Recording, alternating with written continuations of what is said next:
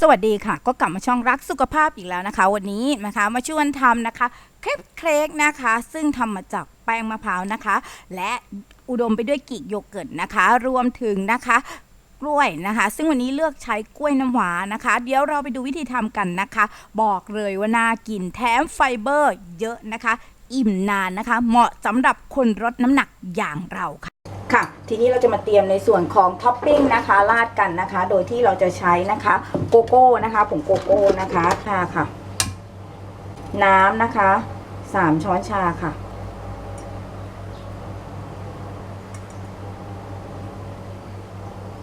แทนความหวานนะคะที่มีส่วนผสมของย่าหวานนะคะ1 ช้อนชาค่ะนะคะหลังจากนั้นนะคะเราใช้พายทนความร้อนนะคะคนนะคะให้ผงโกโก้หมดก่อนไปตั้งไฟด้วยไฟกลางนะคะกลางถึงต่ำนะคะคนผงโกโก้นะคะให้เข้ากันจนเหนียวนะคะเป็นซอสเลยนะคะเดี๋ยวเราจะคนกันไปเรื่อยๆนะคะเอาละค่ะเราจะพักให้มันเย็นนะคะเดี๋ยวเราจะไปทำตัวเค้กกันต่อนะคะค่ะขั้นตอนแรกนะคะในการทำเค้กก็คือเราจะใช้ไข่ไก่ค่ะอุณหภูมิห้องนะคะ1 ฟองค่ะด้วยนมนะคะนมไขมันต่ำ0%นะคะตามด้วยเกลือ1 หยิบมือค่ะแทนความหวานนะคะที่เป็นของย่าหวานตามด้วยน้ำมันนะคะ1 ช้อนโต๊ะค่ะอันนี้ให้ใช้น้ำมันนะคะน้ำมันมะกอกหรือน้ำมันมะพร้าวก็ได้นะคะตามด้วยน้ำค่ะ1 ช้อนโต๊ะค่ะหลังจากนั้นนะคะคนส่วนผสมเข้ากันค่ะตีส่วนผสมส่วนนี้นะคะให้เข้ากันก่อนนะคะหลังจากนั้นค่ะให้เราใส่แป้งมะพร้าวนะคะที่เราทำไว้นะคะในคลิปก่อนๆนะคะแป้งมะพร้าวดูได้คลิปนี้ได้เลยค่ะวิธีทำเราก็ใช้นะคะเศษ1/4นะคะถ้วยตวง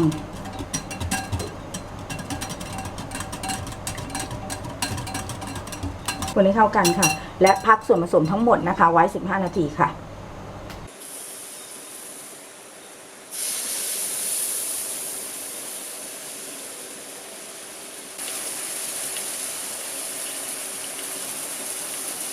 จะตกแต่งกันนะคะโดยที่เราจะใช้โยเกิร์ตรสธรรมชาตินะคะ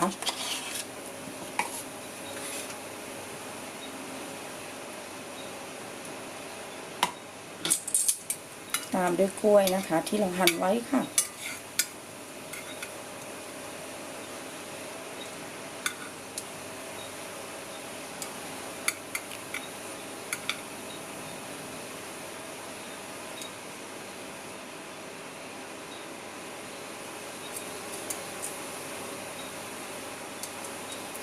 และราดช็อกโกแลตกันค่ะเป็นเมนูที่ทำง่ายแสนง่ายนะคะแถมมีประโยชน์ต่อระบบขับถ่ายด้วยนะคะทีนี้เราก็เอาช็อกโกแลตนะคะราดนะคะเพื่อความอร่อยนะคะรับรองเมนูนี้ถูกใจหลายๆคนแน่นอนค่ะเพราะมันอร่อยมากๆเลยนะคะ